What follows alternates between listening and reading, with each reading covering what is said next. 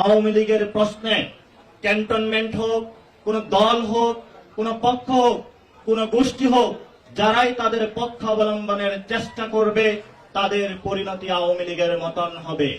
এই জন্য আমরা বিভিন্ন যারা ইনস্টিটিউশনালাইজ যে প্রতিষ্ঠানগুলো রয়েছে তাদেরকে বলবো, আপনারা আপনাদের কাজ করুন, রাজনীতির মাঠে রাজনীতি গড়াতে দিন, ক্যান্টনমেন্টে থেকে রাজনীতিতে নাক গলাবেন না, অযাচিত হস্তক্ষেপ করবেন না।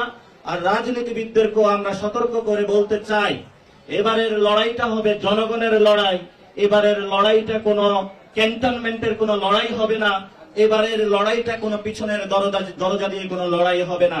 সেক্ষেত্রে রাজনৈতিক দলগুলোকে আমরা আহ্বান জানাবো, আপনারা জানেন বাংলাদেশে আমরা একটি ডেমোক্রেটিক প্রক্রিয়ার মধ্যে যাওয়ার জন্যই কিন্তু আমরা এই গণ অভ্যুত্থানের পরে জাতীয় নাগরিক পার্টি গঠন করেছি। যদি সাহস থাকে ইলেকশনের কথা বলেন, আসুন।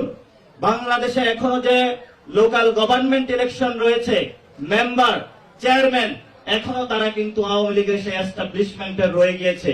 তাহলে আসুন, লোকাল গভর্নমেন্ট যে ইলেকশন হবে সেই ইলেকশনে আপনারা লড়াইয়ের জন্য প্রস্তুত হন। নতুন ভাবে আওয়ামী লীগকরণের বাংলাদেশকে যে প্রজেক্ট হাতে নেওয়া হয়েছে, আবার সেই নতুন গণ অভ্যুত্থানের শুরুটা যাত্রাবাড়ি থেকেই শুরু হোক।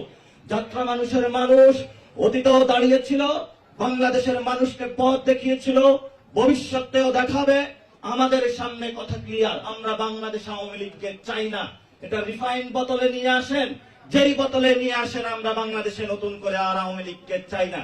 এ বিষয়ে জামাত, বিএনপি, এবি পার্টি, গণ অধিকার পরিষদ, ইসলামী আন্দোলন থেকে শুরু করে যে রাজনৈতিক দলগুলো রয়েছেন, সিভিল সোসাইটি রয়েছেন, আলেম উলামা রয়েছেন, মাইনরিটি সোসাইটি রয়েছেন, আসুন 5 তারিখের মতন আমরা আবার ঐক্যবদ্ধ হই।